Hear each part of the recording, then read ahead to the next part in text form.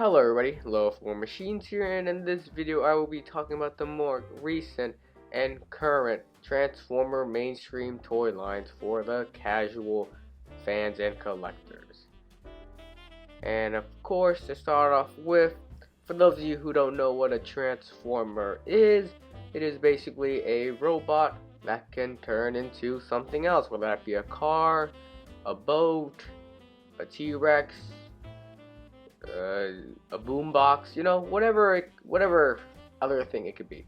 And the Transformers was made by a company called Hasbro.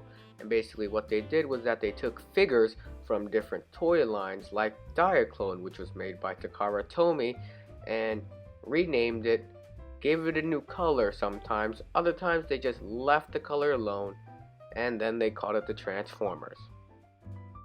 The original Transformers is what many fans consider Transformers Generation 1 or Transformers G1, and it had a cartoon, comic books, and the toys. However, after a while, the toys just weren't selling well anymore. This was until the Michael Bay Transformer movies, and this is what brought Transformers back to the mainstream. And even though I got introduced to the Transformers through the movies, I can say now that they weren't really that good. Yes, they're still entertaining, but they weren't really faithful to the original Transformers. And I can see this by looking at the characters and how they have basically nothing in common with their original counterpart aside from the names. The reason I like the Transformers Generation 1 cartoon so much is because after the movies, I actually began watching the cartoons like Armada, Beast Wars, Animated, and like I said before, the original Transformers cartoon or Transformers Generation 1. And I grew to like them more than the movies. Now, before I start talking about the recent and current toy lines of Transformers, I just want to say that I won't be talking about the toy lines for younger kids like Botbots or Cyberverse, although I will say that Cyberverse, the show, is actually pretty good. And I also won't be talking about the Masterpiece line, as I feel like that is more for big Transformer fans and collectors. But I really want to talk about the toy lines that are out now or recently that are more for the general Transformer fans and collectors. So I'm going to talk about the first line in the Prime Wars trilogy, which was a toy series that consisted of 3 toy lines, and basically all of them were lines that released new figures of old characters. Combiner Wars was the first in the trilogy, and it was basically a line where old combiners got new figures. And if you don't know what combiners were, they were basically giant robots that were made up of smaller robots, something like a Megazord from Power Rangers. And for the most part, these figures scaled pretty well. Here is Generation 2 Combiner Wars Superion next to Voyager class Motormaster. Here is Superion next to Deluxe class Breakneck. Here is Superion next to Legends class Blackjack. But then everything falls apart when Superion is compared next to a leader class, like leader class Megatron. Combiner Wars overall was a pretty decent line. Yes, the new combiners were awesome, but it got a little repetitive with the remolds and recolors, which I will go into later. This line is also the first line I started getting into Transformers figure collecting. Yes, I watched the movies and the show before as a kid and bought some of the toys every once in a while, but I never really collected them like I did when Combiner Wars came around, as these combiners just looked really cool. The next line was Titan's Return, where the figures were basically headmasters. For those of you who don't know what headmasters were, they were basically Transformers that had heads that became mini Transformers. Yeah, they had a whole line for them. The weird thing about these Prime War trilogy lines were that, for some reason, there were figures that weren't originally, headmasters or combiners. Take, for example, Megatron from Titan's Return. In the original cartoon, he was not a headmaster. However, this figure has the headmaster gimmick. Yeah, it's weird. Also, the figures in this line were about the same size as the last line. The reason I'm pointing this out is because nowadays the figures have gotten smaller, but the prices have gotten up. To make up for this, the quality of the figures have also, in my opinion, improved.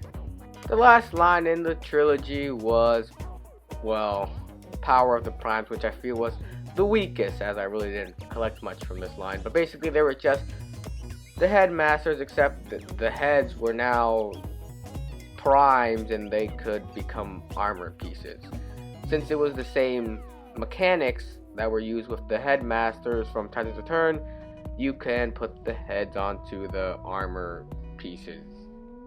Yeah, it was weird. And my overall thoughts for these three lines from the Prime Wars trilogy was that they were pretty good. I really liked the Combiner Wars and Titans Return line, however, I wasn't really too big on the Power of the Primes. Each line had their own flaws and pros, and if you really want to collect them, by all means go ahead. However, these figures really aren't sold in stores anymore, so you'll probably have to buy them from secondary markets. But there is a catch. As good as these figures were, I do feel like the new line that's out now currently, Siege Warfare Cybertron, is better. Even though the figures in the Siege line are smaller than the lines I've mentioned in the previous Prime Wars trilogy, I do feel like the figures are higher quality and have better engineering. And basically the whole gimmick was that the old Transformers are getting new figures like I mentioned before, but now their vehicle modes are Cybertronian. And for those of you who don't know what Cybertron is, it's basically the planet where the Transformers came from. And these lines are basically my favorites. However, there is another line for the people who like the Michael Bay Transformers, and that is Transformers Studio Series, where basically they release old Transformers from the movies and give them new figures. But they also do the current movie figures as well, like the recent Bumblebee movie. Well, not really recent anymore, but at the time it was. And they also do characters that weren't even in the movies, like Thundercracker here, which is a remold and repaint of Nitro Zeus. And here is where I talk about remolds and repaints. Remolds and repaints are figures that use the same mold as other figures. So there could be multiple figures that look the same, except they might have a different color or be slightly different in molding. However, I am fine with remolds and repaints if I really like the mold, or if I just really like the new repaint or remold. As for Studio Series, I think it's a great line as the figures are pretty accurate to the actual films. However, transforming them is extremely hard and complex, at least for me it is. And yeah, I don't really like transforming them as much as I do with the other lines. Transformers has also been giving Transformers from not the original series, like Armada Megatron over here, new figures as well, which I think is pretty cool, as it's paying tribute to the other Transformer shows. So yeah, that's pretty cool as well. And that's basically it. I love Transformers, and probably always will. To me, it was more than just about the toys. It was the reason why I fell in love with machines and robots and computers. So I guess from that perspective, it really was more than meets the eye.